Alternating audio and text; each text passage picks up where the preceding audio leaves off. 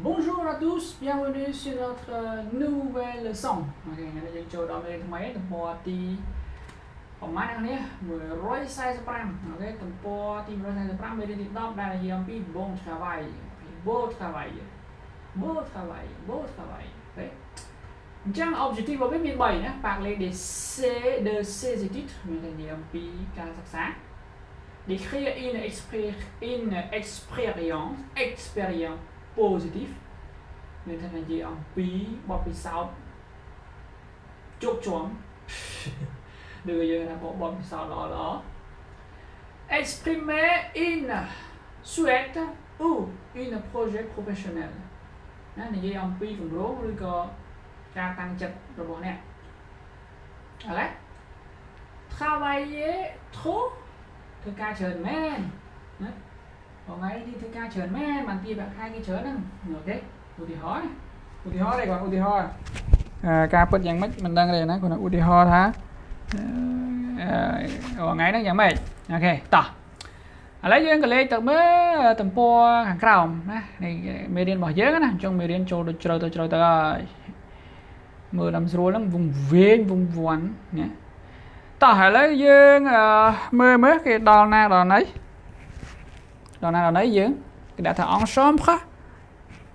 et changeons នេះ ensemble et changeons ទាំងអស់គ្នាហើយនឹងការផ្លាស់ប្ដូរអូខេអញ្ចឹងគេផ្លាស់ប្ដូរគេចាំមើលមើលអញ្ចឹងយើងអានអត្ថបទហ្នឹងខ្លួនឯងទៅអានខ្លួនឯងទីអត់យល់តោះ www.mersitut.com អានេះ website របស់គេឬក៏យើងខ្មែរហៅខ្មែរថាគេហទំព័រ faire question អូខេចាំមានសំណួរអីទេតោះទី1គេថា Erasmus ហ្នឹងគឺជាហៅបួErasmus qu'est-ce que c'est Erasmus ហ្នឹងជាអីគេអូខេបើយើងនិយាយក្នុងមិត្តភ័ក្តិណា c'est un programme de la Commission européenne ouverte à tous ណាគឺជាកម្មវិធីមួយដែលបើកសម្រាប់បើកទូលាយសម្រាប់ទាំងអស់គ្នារបស់សហគមន៍អឺរ៉ុប Il encourage la mobilité des jeunes et des professionnels dans les domaines de l'éducation, la formation, la jeunesse et le sport. ចាំន័យថាគេលើកទឹកចិត្តដល់យុវជនឬក៏អ្នកជំនាញផ្នែកសិក្សាអប់រំណានេះ la formation ហ្នឹងក៏តើទៅនឹងការអប់រំដែរ la jeune et le sport ណា jeune et le sport ហ្នឹងតើទៅនឹងសួរអប់រំណា c'est aussi un programme d'échange pour les études ហើយក៏ជាកម្មវិធីដែលសម្រាប់ d'échange ដើម្បីផ្លាស់ប្ដូរការសិក្សាសម្រាប់សិស្សអញ្ចឹងមានន័យថា d'échange ហ្នឹងគេមករៀនយើងរៀនគេអញ្ចឹងឧទាហរណ៍អាហ្នឹងឧទាហរណ៍ថាបួក Erasmus 5ឆ្នាំនៅគេមករៀនយើង5ឆ្នាំសិស្សយើងទៅរៀនគេ5ឆ្នាំដែរទៅអូខេនឹងយល់អញ្ចឹងគេ propose Erasmus អ្នកស្នើសុំ Erasmus អូខេ les établissements d'enseignement supérieur université grande école ok institut d'études politiques école d'art etc អញ្ចឹងគេហៅថាអ្នកដែលផ្ដល់ជូន Erasmus ហ្នឹងមានថាផ្ដល់បើកកម្មវិធី Erasmus ហ្នឹង les établissements d'enseignement supérieur មានថាគឺជាគ្រឹះស្ថានអប់រំឬក៏បង្រៀនជាន់ខ្ពស់ដូចជា Université Grande École នៅអង្គរ École ហ្នឹងនៅបារាំងណា Institut d'études ឬក៏វិទ្យាស្ថានអប់រំ politique ផ្នែកនយោបាយ école d'art ហ្នឹងមានថា école ដែលទៅនឹងសិល្បៈ etc អញ្ចឹងវាមានច្រើនវាមានចង់និយាយថាវាមានច្រើនស្ថាប័នដែលផ្ដល់អាហារូបករណ៍ Erasmus អូខេហើយចង់យល់ឲ្យអ្នកនេះយល់ហើយណាអញ្ចឹងបន្តមកទៀតទី3គេថា est-ce que je peux partir avec Erasmus plus ទៀតមកនោះយើងភ្លេចអាន plus ណា si je ne suis pas étudiante en Europe មានថាតើខ្ញុំអាចដាក់មានថាខ្ញុំអាច ចេញដំណើរឬក៏សិក្សាឬក៏តាក់ទងជាមួយនឹង Erasmus Plus នឹងបានទេបើខ្ញុំមិនមែនជាសិស្សនៅអឺរ៉ុបផង OK Oui Erasmus est un programme international d'études ពេលថាបានតា Erasmus Plus នេះគឺជាកម្មវិធីសម្រាប់សិស្សអន្តរជាតិ Si vous êtes inscrit dans une université partenaire vous pouvez partir avec Erasmus មានថាបើសិនបើអ្នកបានចុះឈ្មោះជាមួយនឹងសាកលវិទ្យាល័យណាមួយដែលជាដៃគូរបស់ Erasmus ហ្នឹងអ្នកប្រកាសជាអាចនឹងចេញទៅជាមួយនឹង Erasmus នឹងបានទេមានថាយើងនឹងអាចទៅរៀនជាមួយនឹងកម្មវិធី Erasmus Plus នឹងបានទេអូខេ Erasmus ហើយ Plus ទៀតហេតោះខាងក្រោមទី4គេថា on peut faire quel cursus avec Erasmus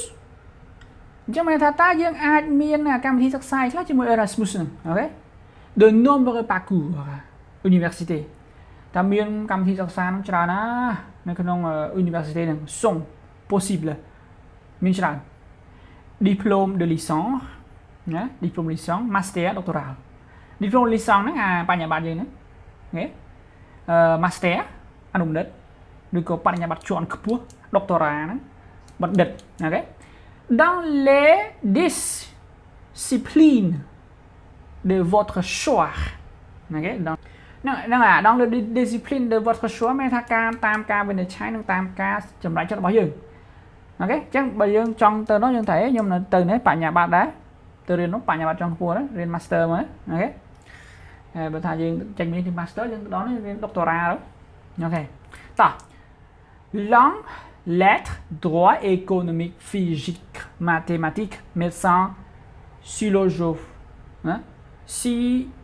sociologie ណា sociologie នេះអានចង់ត្រូវអញ្ចឹងមានច្រើនជម្រើសមានភាសាមាន let មាន langue មាន droit មាន economic មានសេដ្ឋកិច្ចស្អី mathematics និងគណិតអញ្ចឹងមានគ្រប់មុខដែលអ្នកអាចរៀនបាននៅទីនោះ Erasmus Plus អូខេទី5 où ce qu'on peut partir តើយើងអាច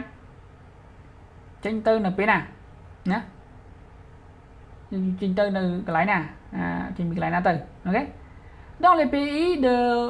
l'Union européenne allemand ក៏មានថាកន្លែងដែលយើងទៅរៀននៅ Erasmus ហ្នឹងបានមានអីគេនេះ dans les pays Union européenne មានថាប្រទេសដែលស្ថិតនៅក្នុងសហគមន៍អឺរ៉ុបមាន Allemand អេស្ប៉ាញបារាំងក្រិចរូម៉ានីស្លូវ៉ានីអូខេនឹងមានប្រទេសជាច្រើនទៀតអញ្ចឹងសហគមន៍អឺរ៉ុបមានប្រហែល27ប្រទេសឥឡូវនឹង20ម៉ានយើងមើលតទៀតទៅ et dans les pays partenaires ហើយនឹងប្រទេសដៃគូសហការមានថាប្រទេសដៃគូសហការផ្សេងទៀតណាក្រៅពីប្រទេសអឺរ៉ុបនិងក្រៅពីសហគមន៍អឺរ៉ុបនឹងមានអីគេ Arménie Albanie Arménie Islande ហើយ Liban Russe Turquie ណាអញ្ចឹងមានប្រទេសហ្នឹងទៀតក្រៅពីទៅអឺរ៉ុបអ្នកនេះអាចទៅរុស្ស៊ីបានអូខេទៅទូគីបានអូខេអញ្ចឹងយើងសាកមើលទៅសាក Erasmus Plus នោះវាអស់ប្រហែលអូខេ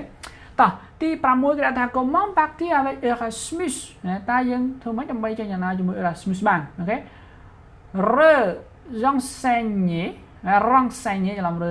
renseignez-vous sur le site internet អញ្ចឹងគេឲ្យយើងចុះឈ្មោះជាមួយនឹង site internet ទៅ www.erasmus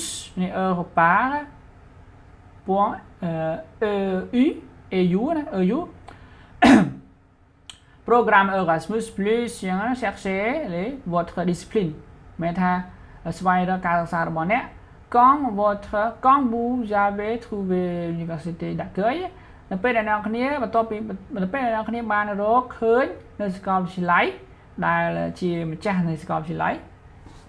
មានថាសាកលវិទ្យាល័យដែលគេទទួលយើងណានេះ Université d'accueil ហ្នឹង préparez votre dossier surveille le calendrier vous devez déposer votre dossier de candidature complète avec votre CV avant de date limite ចឹងបន្ទាប់ពីយើងរកសាលាដែលគេទទួលយើងបានហើយយើងផ្ញើdossier មានថាឯកសាររបស់យើងហ្នឹងទៅហើយបំពេញវាឲ្យបានមុនថ្ងៃកំណត់មានថាមុនថ្ងៃបរិច្ឆេទការបរិច្ឆេទនៃការចូលរៀនរបស់គេណា Quels sont les aides financières តើ គេនឹងជួយយើងអ្វីខ្លះតើតើនឹង financier មានថាឯរ៉ាញ់វត្ថុគេនឹងជួយយើងអីខ្លះ si vous participez au programme Erasmus+ vous recevez une bourse de l'Union អញ្ចឹងបន្ទាប់បើសិនជាយើងបានចូលរួមក្នុងកម្មវិធី Erasmus+ ហ្នឹងអ្នកនឹងទទួលបានអាហារូបករណ៍ពីសហគមន៍អឺរ៉ុប pour logement មានដូចជាការស្នាក់នៅ le voyage ការធ្វើដំណើរ et la vie de tous les jours ហើយនឹងការគ្រប់គ្រងជីវភាពប្រចាំថ្ងៃអូខេអានេះគឺព័ត៌មានល្អសម្រាប់អ្នកនរគ្នា Erasmus+ អញ្ចឹងចូលសាកមើលអ្នកនរគ្នាចាំមើលវាមានអីជាដុំកំភួនសម្រាប់យើងអូខេចឹងអរគុណថ្ងៃនេះយើងរៀនប៉ុណ្ណឹងសិនមួយកណ្ដាលសិនដោយសារវាវែងអត្ថបទនេះខ្ញុំបកមួយកណ្ដាលសិនកុំឲ្យអ្នកគ្នាមើលទៅធុញចឹងខាងក្រោមយើងបន្តស្អែក Merci pour d'être avec nous